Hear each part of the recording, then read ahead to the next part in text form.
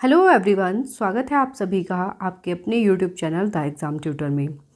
Friends, जैसा कि आप सभी जानते हैं कि जीके जीएस की सीरीज़ में हम कर रहे हैं आरआरबी एनटीपीसी के लिए बहुत ही इंपॉर्टेंट क्वेश्चन आंसर्स को। और इस सीरीज़ में ये हमारी 28th वीडियो है। इससे पहले 27 क्वेश्चन पेपर्स की वीडियोज़ मैं अपलोड कर चुकी हूँ। उनका लिंक आपको डिस्क्रिप्शन में मिल जाएगा। अगर आपने वो वीडियोज़ नहीं देखी हैं तो प्लेलिस्ट में जाकर देख सकते हैं। और अगर आप इन वीडियोज़ की पीडीएफ चाहते हैं तो आप ज्वाइन कर सकते हैं हमारे टेलीग्राम चैनल को।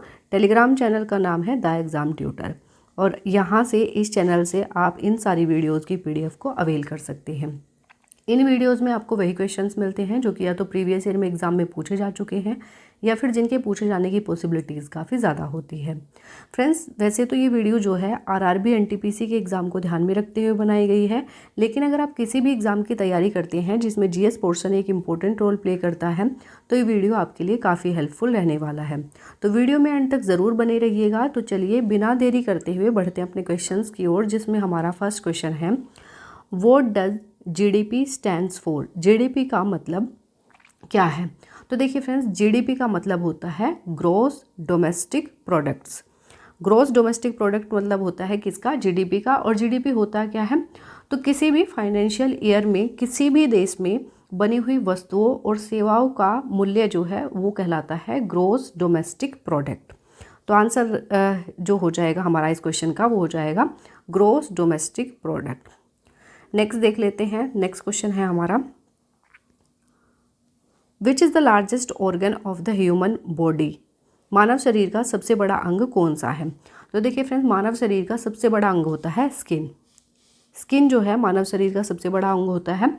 और जितना भी बॉडी का वेट होता है, मानव की जो बॉडी होती है उसका जो वेट होता है उसका 16% जो वेट होता है वो कहाँ से आता है? वो केवल स्किन से आता है। और ये जो स्किन होती है ये एक बैरियर की तरह काम करती है।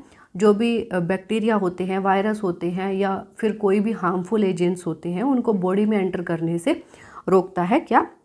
स्किन। तो ये एक एक्सटर्नल ऑर्गन है स्किन, जो कि मानव का सबसे बड़ा ऑर्गन है। लेकिन अगर इंटरनल ऑर्गन्स की बात करें तो आंसर हो जाएगा लीवर। लीवर जो है सबसे बड़ा ऑर्गन होता है किसका? ह्यूमन बॉडी का। एक्सटर्नल ऑर्गन्स में अगर पूछा जाए तो याद रखिएगा इस क्वेश्चन का आंसर हो जाएगा हमारा option C, skin. Next question देख लेते हैं। नेक्स्ट क्वेश्चन है हमारा, who is the author of Discovery of India. Discovery of India के लेखक कौन है? तो देखिए फ्रेंड्स, डिस्कवरी ऑफ इंडिया जो है ये लिखी थी किसके द्वारा? जवाहरलाल नेहरू के द्वारा जो है डिस्कवरी ऑफ इंडिया लिखी गई थी। और कब लिखी गई थी? तो 1942 से 1945 के बीच में जो है ये डिस्कवरी ऑफ इंडिया लिखी गई थी। लेकिन पब्लिश कब हुई थी? तो 1946 में जो है ये पब्लिश हुई थी। देखिए फ्रेंड्स, जब जवाहरलाल नेहरू जी जो हैं ये कैद में थे तब इन्होंने ये पुस्तक लिखी थी। और ये कहाँ पर थे? तो अहमदनगर किले में जो है इनको ब्रिटिशर्स के द्वारा कैद किया गया था। अहमदनगर कहाँ पर है? तो ये है महाराष्ट्र में। याद रखिएगा, तो जब इनको कैद रखा गया था अहमदनगर के किले में तो तब इनके द्वारा जो है डिस्कवरी ऑफ इंडिया नामक पुस्तक लिखी गई थी। याद रखिएगा, ऑप्शन हो जाएगा B, Jawaharlal Nehru. Next question देख लेते हैं। नेक्स्ट क्वेश्चन है हमारा, which is the longest river in the world. विश्व की सबसे लंबी नदी कौन सी है? तो देखिए फ्रेंड्स, विश्व की सबसे लंबी नदी है नील नदी। कौन सी नदी है? नील नदी है। और ये कहाँ पर है? तो ये है उत्तर पूर्वी अफ्रीका में। कहाँ पर है? अफ्रीका में जो है ये सबसे लंबी नदी है नील नदी। इसकी लंबाई कितनी है? तो 6650 किलोमीटर जो है इसकी कुल लंबाई है। अब देखिए फ्रेंड्स, ये कहाँ पर है? ये है अफ्रीका में। अफ्रीका से एक क्वेश्चन और पूछा जाता है कि सबसे बड़ा गर्म रेगिस्तान जो है सहारा का रेगिस्तान, वो भी कहाँ पर है? वो भी अफ्रीका में है। याद रखिएगा। तो इस क्वेश्चन का आंसर हो जाएगा हमारा ऑप्शन बी, नील नदी। नेक्स्ट देख लेते हैं। नेक्स्ट क्वेश्चन है हमारा, what is the capital of Canada. Canada की राजधानी क्या है? तो कनाडा की राजधानी है ओटावा। क्या है? कनाडा की राजधानी क्या है? ओटावा है। नॉर्थ अमेरिका की एक कंट्री है ये। कनाडा जो है नॉर्थ अमेरिका की कंट्री है। इसकी जो करेंसी है वो है कैनेडियन डॉलर। कैनेडियन डॉलर इसकी करेंसी है। इसके पीएम कौन है? तो Justin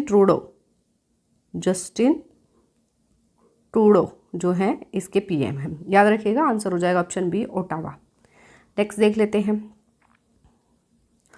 which element is commonly known as quicksilver, किस तत्व को आमतौर पर क्विक सिल्वर के नाम से जाना जाता है। तो देखिए फ्रेंड्स, मरकरी या पारा जो होता है उसे क्विक सिल्वर के नाम से जाना जाता है। इसका जो सिंबल है वो Hg होता है, एटॉमिक नंबर होता है 80। याद रखिएगा, मरकरी को क्विक सिल्वर के नाम से जाना जाता है। नेक्स्ट क्वेश्चन है हमारा, which Mughal emperor built the Taj Mahal, Taj Mahal किस मुगल बादशाह ने बनवाया था।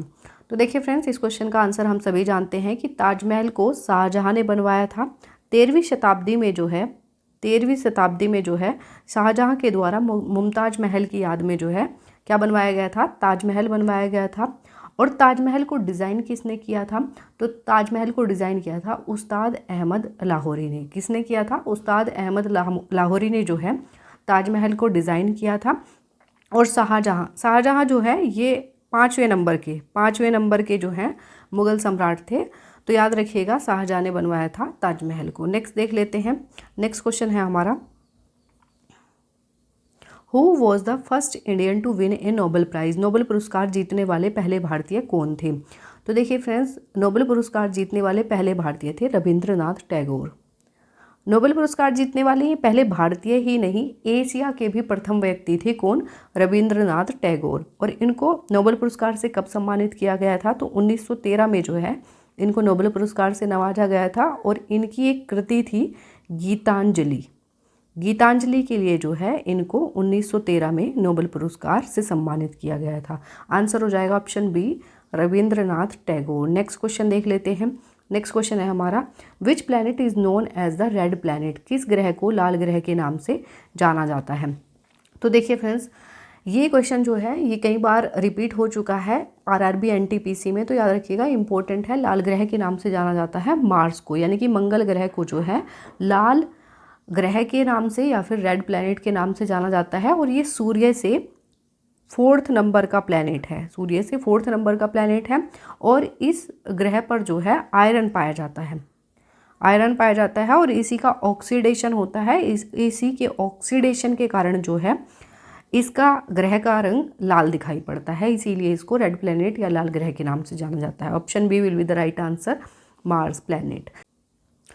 नेक्स्ट क्वेश्चन है हमारा, where is the headquarters of the United Nations, संयुक्त राष्ट्र का मुख्यालय कहाँ पर है।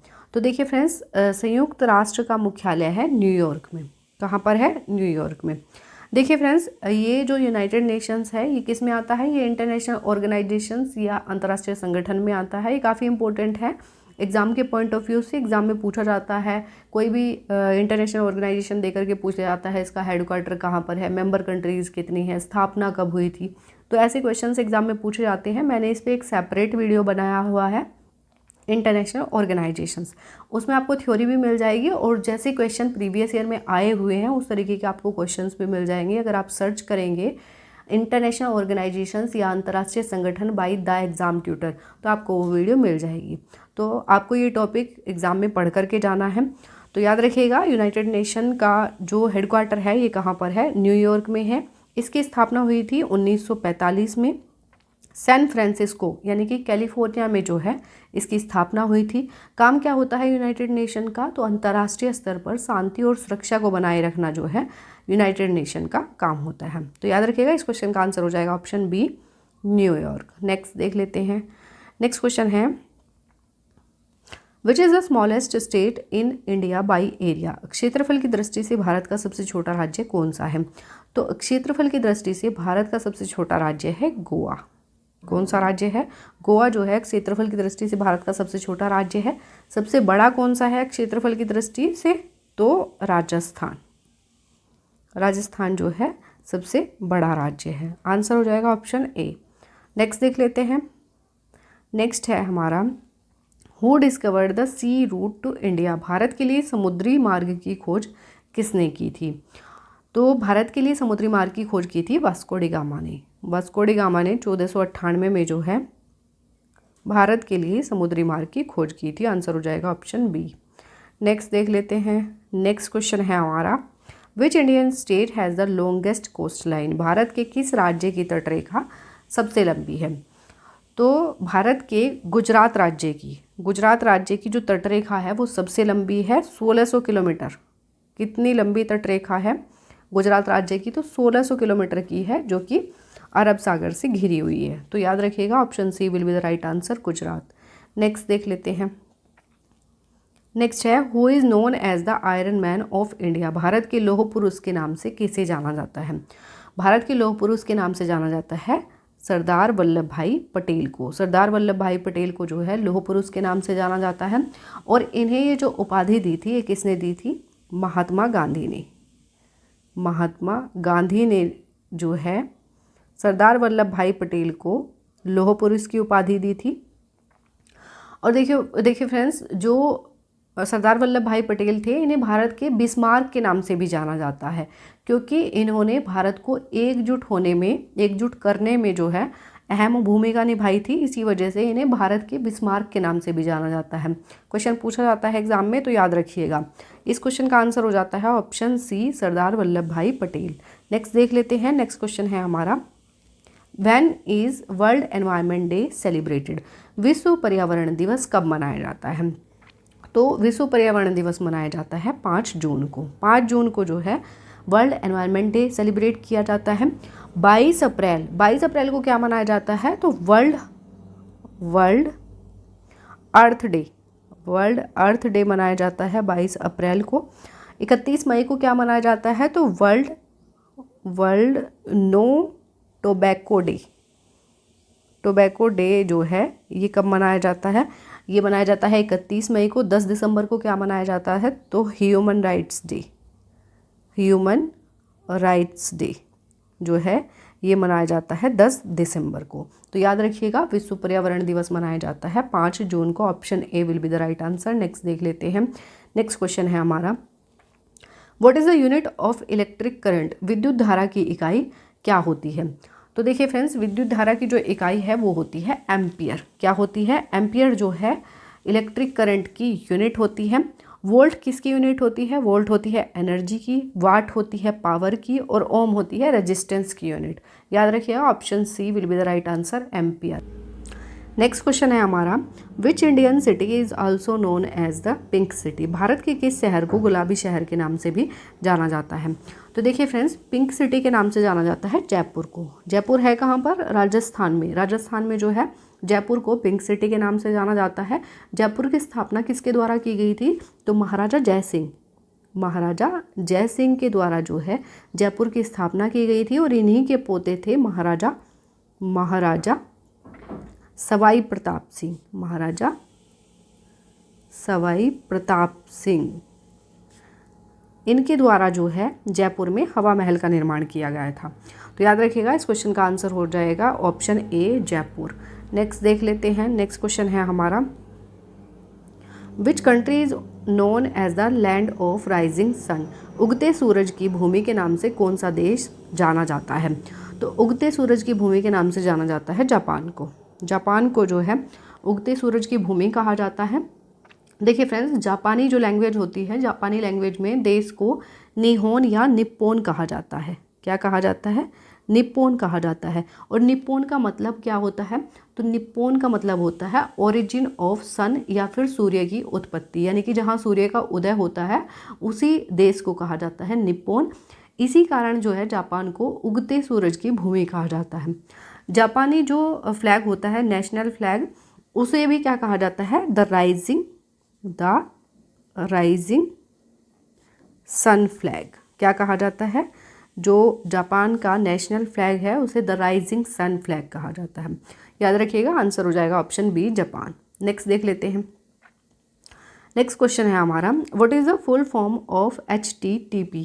HTTP का फुल फॉर्म क्या है? तो हाइपर टेक्स्ट ट्रांसफ़र प्रोटोकॉल जो है किसकी फुल फॉर्म होती है? Hyper text transfer protocol HTTP की फुल फॉर्म होती है। आंसर हो जाएगा ऑप्शन ए। नेक्स्ट देख लेते हैं। नेक्स्ट क्वेश्चन है, who invented the telephone. Telephone का आविष्कार किसने किया था?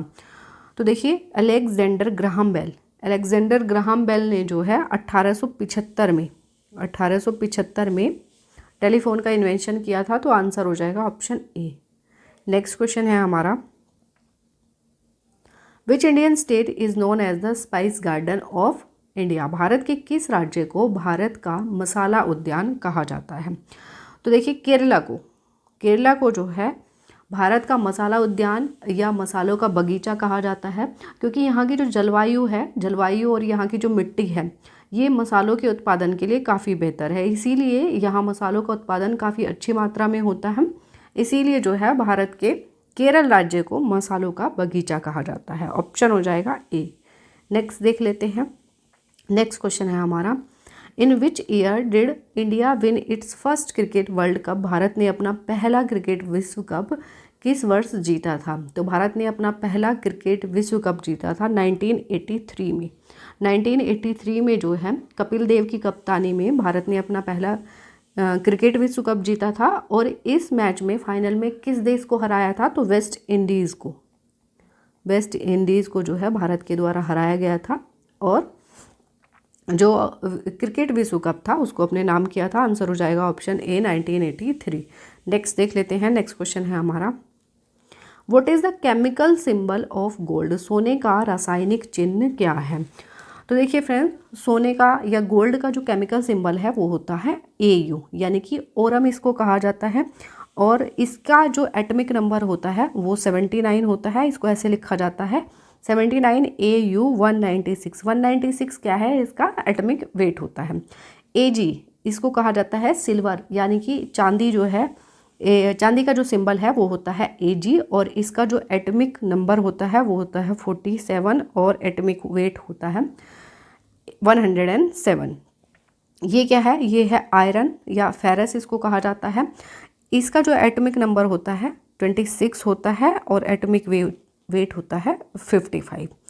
लेड यानी कि पारा, इसको कहा जाता है PB, यानी कि इसका सिंबल होता है PB, और इसका एटॉमिक वेट होता है 82, और एटॉमिक वेट होता है 207। तो याद रखिएगा, गोल्ड का जो सिंबल है, केमिकल सिंबल, वो होता है AU, यानी कि ओरम। नेक्स्ट देख लेते हैं। नेक्स्ट क्वेश्चन है हमारा, what is the rank of India in the world in terms of area? क्षेत्रफल की दृष्टि से भारत का विश्व में कौन सा स्थान है? तो देखिए फ्रेंड्स, क्षेत्रफल की दृष्टि से भारत का विश्व में स्थान है कौन सा? 7वां। कौन सा स्थान है? भारत का क्षेत्रफल की दृष्टि से विश्व में 7वां स्थान है। अब देख लेते हैं पहले 6 नंबर पे कौन कौन से देश आते हैं। तो देखिए, सबसे बड़ा जो एरिया है वो है रसिया का।